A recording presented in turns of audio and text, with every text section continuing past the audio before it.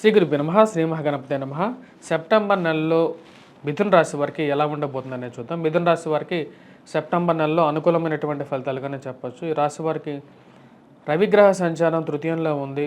గ్రహస్థితి గమనించినట్లయితే జన్మలగ్నంలో వచ్చేటప్పటికి కుజగ్రహ సంచారం అనేది జరుగుతుంది. అదేవిధంగా ఈ రాశి వారికి బుధగ్రహ సంచారం ధనస్థానంలో నుంచి తృతీయంలోకి, మరి దాని తర్వాత చతుర్థంలోకి మారుతుంది. ఆ చతుర్థంలోకి కన్యా రాశికి వస్తుంది అన్నమాట ఫైనల్గా.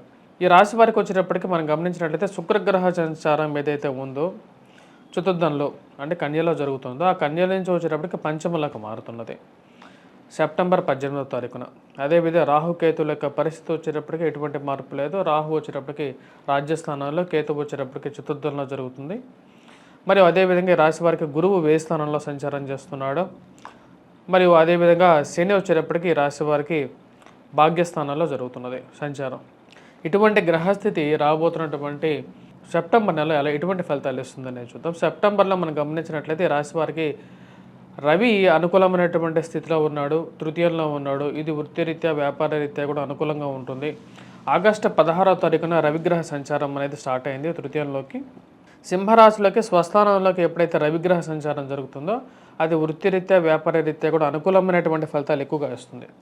ధన సంబంధితమైన విషయాల్లో కానీ లేకపోతే ఉన్నత స్థాయిలో ఉన్నటువంటి స్త్రీ పురుషులతో సత్సంబంధాలు అనేది ఏర్పరచగలుగుతుంది. అంటే పెద్ద స్థాయిలో ఉన్నటువంటి వారితో ఒక మంచి అండర్స్టాండింగ్ని ఇవ్వగలుగుతుంది. మానసిక చింత ఏదైతే ఉంటుందో అది కొంచెం వెంటాడే విధంగా ఉంటుంది. ఎందుకంటే జన్మలగ్నంలో జన్మ రాశిలో ఎప్పుడైతే కుజుడు ఉంటాడో ఆ కుజుడు యొక్క ప్రభావం అనేది రాశి వారి మీద ఉంటుంది. ముఖ్యంగా ఆరోగ్యపరంగా కొన్ని జాగ్రత్తలు అనేవి తీసుకోవాలి మిథున రాశి వారు.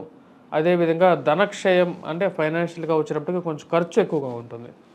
ఖర్చు ఎప్పుడు ఎక్కువగా ఉంటుందంటే కుజుడు ఎప్పుడైతే జన్మరాశిలో సంచారం చేస్తుంటాడో అప్పుడు ఎక్కువగా దాని యొక్క ప్రభావం అనేది ఉంటుంది. కుజుడు యొక్క దృష్టి మనం చూసినట్లయితే అది కొంచెం ప్రభావితంగా కూడా చేసే విధంగా ఉంటుంది. తృతీయాధిపతి మరియు అదేవిధంగా అష్టమ స్థానాన్ని కూడా చూస్తూ ఉంటాడు. జీవిత భాగస్వామి ఆరోగ్య సంబంధితమైన విషయాల్లో కూడా కొన్ని జాగ్రత్తలు తీసుకోవాలి. మరియు అదేవిధంగా ఈ రాశి వారికి ఆరోగ్యపరంగా కూడా కొన్ని చిక్కులనే ఉంటాయి. కానీ ఈ రాశి వారికి బుధుడు అనుకూలమైనటువంటి స్థానంలో ఉన్నప్పుడు ఫైనాన్షియల్ గెయిన్ అనేది ఉంటుంది అన్నమాట. బుధుడు మనకు వచ్చేటప్పటికి ఇందాక చెప్పిన విధంగా గ్రహ సంచార రీత్యా ధనస్థానంలో ఉన్నప్పుడు కూడా ఫైనాన్షియల్ రొటేషన్ అనేది ఉంటుంది.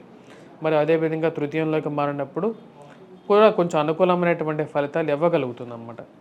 సంతాన సంబంధితమైన విషయాల్లో సెప్టెంబర్ చివరిలో వీరికి బాగా అనుకూలమైనటువంటి ఫలితాలు పొందగలుగుతారు. ఒక శుభవార్త కూడా వినగలుగుతారు.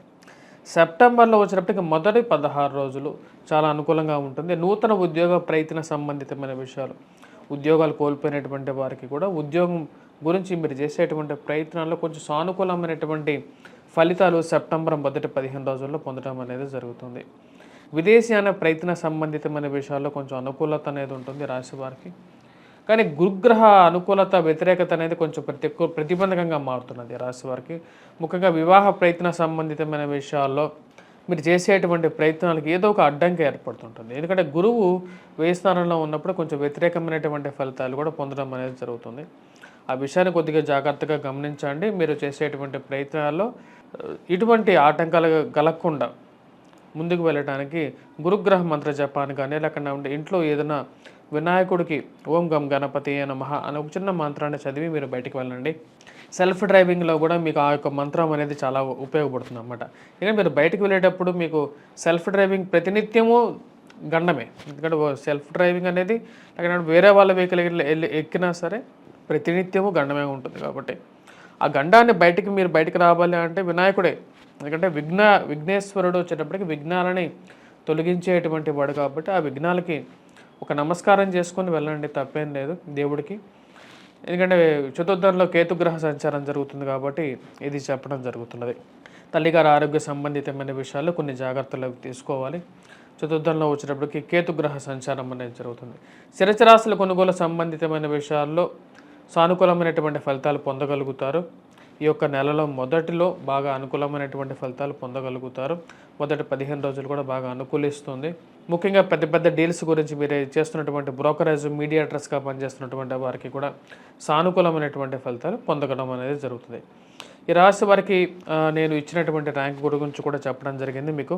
మిథున్ రాశి వారికి వచ్చేటప్పటికి నేను ఇచ్చినటువంటి ర్యాంక్ వచ్చేటప్పటికి 6వ ర్యాంక్ ఇవ్వడం జరిగిందనమాట. 6th ర్యాంక్ ఇవ్వడం జరిగింది. 12 రాసుల్లో వచ్చేటప్పటికి 6th ర్యాంక్ ఇవ్వడం జరిగింది. దానికి ముఖ్య కారణం వచ్చేటప్పటికి ఈ యొక్క నెలలో అనుకూలమైనటువంటి గ్రహస్థితి అనేది గోచరిస్తూ ఉన్నది కాబట్టి మనం గమనించినట్లయితే ఇక్కడ బాగా అనుకూలంగా రవి యొక్క అనుకూలత అనేది కొంచెం బెటర్మెంట్గా ఉంది. గత నెలతో పోల్చుకుంటే గత నెలలో కూడా నేను ర్యాంక్ ఇచ్చిన దానికన్నా ఈ నెలలో కొంచెం బెటర్ ర్యాంక్ అనేది ఉంది. దానికి కారణం ఇదన్నమాట. అదేవిధంగా బుధుడు అదేవిధంగా శుక్రగ్రహ సంచారం అనేది కూడా కొంచెం అనుకూలమైనటువంటి ఫలితాలు ఇచ్చే విధంగా ఉంది మిథున రాశి వారికి. మరియు అదేవిధంగా ఈ రాశి వారి పోటీ పరీక్షల కోసం ప్రిపేర్ అవుతున్నటువంటి విద్యార్థులకు ఎలా ఉందని చూద్దాం. విద్యార్థులు ఎవరైతే పోటీ పరీక్షల కోసం ప్రిపేర్ అవుతున్నారో, దూర ప్రాంత విద్య గురించి ప్రయత్నం చేస్తున్నటువంటి వారు, విదేశాన వెళ్ళి చదువుకోవాలనుకున్నటువంటి వారు వీరికి అనుకూలమైనటువంటి ఫలితాలుగా చెప్పవచ్చు. పోటీ పరీక్షల కోసం ప్రిపేర్ అవుతున్నటువంటి వారు గ్రూప్స్ కానీ సివిల్స్ కానీ లేకపోతే ఉంటే వీటి కోసం ప్రిపేర్ అవుతున్నటువంటి వారికి మొదటి 15 రోజుల్లో సానుకూలమైనటువంటి ఫలితాలుగానే చెప్పచ్చు. అదేవిధంగా యూపీఎస్సీ ఎగ్జామ్స్ క్లియర్ చేయాలని చెప్పి ప్రయత్నం చేస్తున్నటువంటి వారికి కూడా అనుకూలమైనటువంటి ఫలితాలుగా చెప్పవచ్చు. మంచి అనుకూలమైనటువంటి స్థానంలో రవిగ్రహ సంచారం, బుధుడు కూడా అనుకూలమైనటువంటి స్థానంలో ఉన్నందువల్ల వీరికి విద్యార్థులకు బాగుంటుంది. రాజకీయ రంగ ప్రముఖులకు వచ్చేటప్పటికి కొంచెం మిశ్రమమైనటువంటి ఫలితంగానే గోచరిస్తుంది. రాజకీయంగా ఎవరైతే కొత్తగా ఎంటర్ అయినటువంటి వారికి వచ్చేటప్పటికి కొత్త అవకాశాలు అయితే స్టార్ట్ అవుతూ ఉంటాయి. కొత్తగా పరిచయాలు ఏర్పడడం, వాటిని అందిపుచ్చుకోవడానికి మీరు చేస్తున్నటువంటి ప్రయత్నాల్లో కొంచెం అనుకూలంగా ఉంటుంది. కానీ రాశి వారికి వచ్చేటప్పటికి ముఖ్యంగా గురుగ్రహ అనుకూలత వ్యతిరేకత అనేది కొంచెం వేధించే విధంగా ఉంది. విద్యార్థులకు కూడా వచ్చేటప్పటికి కొంచెం అనుకూలంగా ఉన్నప్పటికీ కూడా గురుగ్రహ మంత్ర జాపాన్ని కంపల్సరీగా చదవండి. ఎందుకంటే గురువు యొక్క అనుకూలత అనేది కొంచెం డౌన్ఫాల్గా ఉంది వీరికి రాశి వారికి. కాబట్టి విద్యార్థులు అనవసరమైనటువంటి తగాదాల్లో విద్యార్థులు కానీ లేకపోతే ఎవరైతే యువకులు కానీ అనవసరమైనటువంటి తగాదాల జోలికి పోవద్దు 15వ తారీఖు తర్వాత. ఎందుకంటే సమాజం అనేది మిమ్మల్ని లోపలికి లాగుతుందే కానీ ఇలాంటి ఇష్యూస్లో గొడవల్లో వాటిలో నుంచి మళ్ళీ మీకు ఎవరు వెనక్కి బ్యాకప్ సపోర్ట్ రారు. ఆ విషయాన్ని మీరు గమనించుకోండి 1-2 సార్లు. అది మీకు ప్రతిబంధకంగా మారే విధంగా ఉంటుంది. అనవసరమైనటువంటి విషయాలు తలదూర్చానే అనవసరంగా అని చెప్పి మీరే మానసిక చింతకు గురయ్యే విధంగా ఉంటుంది. ఆ విషయాలకు దూరంగా ఉండండి. వివాహ ప్రయత్న సంబంధితమైన విషయాల్లో మొదటి 15 రోజుల్లో కొంచెం అనుకూలమైనటువంటి విషయాన్ని మీరు వినగలుగుతారు. కొంచెం సానుకూలమైనటువంటి ఫలితాలు కూడా పొందగలుగుతారు. వివాహ ప్రయత్నాలు దూర ప్రాంత ప్రయాణాల్లో కూడా వచ్చినప్పటికీ మొదటి 15 రోజులు కొంచెం సానుకూలపడే విధంగా ఉంటుంది. దూర ప్రాంతం నుంచి ఒక మంచి శుభవార్త, మంచి విషయాన్ని వినగలుగుతారు. అది మీ మానసిక ఆనందానికి గల కారకంగా ఉంటుంది. ఈ యొక్క రాశి వారికి వచ్చినప్పటికీ ఈ యొక్క రాశి వారికి ధన సంబంధితమైన విషయాల్లో స్పెక్యులేషన్స్లో, ఇన్వెస్ట్మెంట్స్లో, స్టాక్ మార్కెట్లో ఇన్వెస్ట్మెంట్స్లో సానుకూలమైనటువంటి ఫలితాలు పొందగలుగుతారు. రొటేషన్లో బాగుంటుంది. కానీ ఫైనాన్షియల్గా మనీ విషయంలో ఖర్చు అనేది కూడా అదే విధంగా ఉంటుంది. ఆ విషయాన్ని గమనించగలుగుతారని ఆశిస్తున్నాను.